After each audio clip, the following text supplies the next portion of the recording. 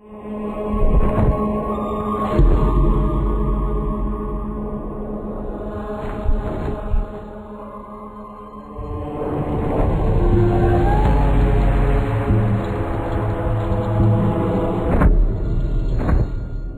Inferno, there's just nowhere to just hang out. You know, I'm just going to go to the jacuzzi area.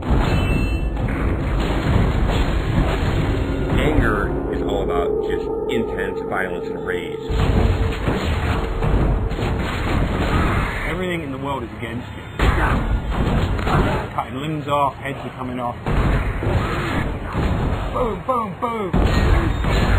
Anger is definitely a level that Dante considers a mystic fury.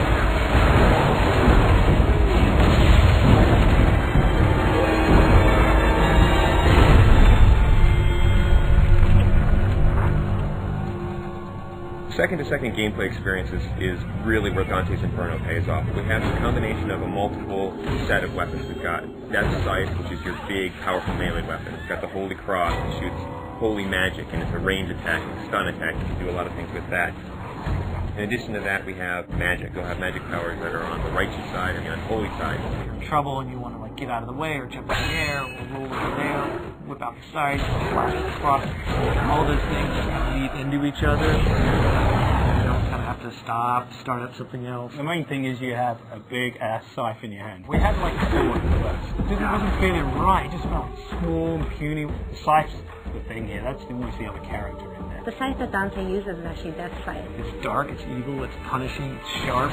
There's actually a lot of different modes you can go in. It can kind of have this sort of straight spear-like mode. It also has what we call sort of the collapse mode, where it's more like a scythe that's just on his wrist. At the beginning, we're all trying to find different things. We actually bought a scythe, you know, farmer's, monthly or whatever. So we bought this scythe.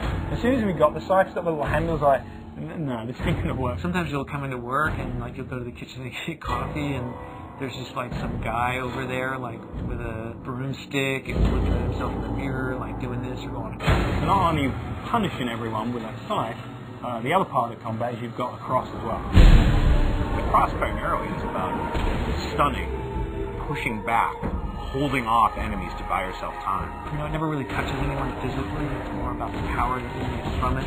It's a little bit more about crowd control. I kind of liken it to sort of like Force in Star Wars. It's really used as a great way to either set up a combo or a way to hold them in place while you then beat the shit out of them with the scythe. We really leave it open to the player whether they want to go sort of all in on the holy powers, whether they want to go all in on the scythe powers, or do a mix of both. It's kind of a reason that Dante's got these two weapons, kind of yin and yang, and they're dualistic. That plays out, not just in combat, but in the story as well. The whole personality of Dante's Inferno. The most important thing to us was making sure that the combat felt awesome. One of the big things that we wanted to do in Dante's Inferno is really have the game run at 60 frames per second. 60 feels free, it feels fluid. 30 feels like you're drunk.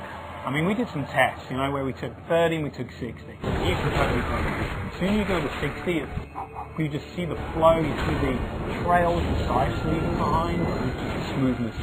It's a visual and a tactile thing. It's how it feels, but 60 frames per second is pretty good. Especially with all the great effects we got going on in the game now. Sassy. By the time you get to anger, you're kicking some ass, but don't get too comfortable, because pretty soon the shit's really going to go down.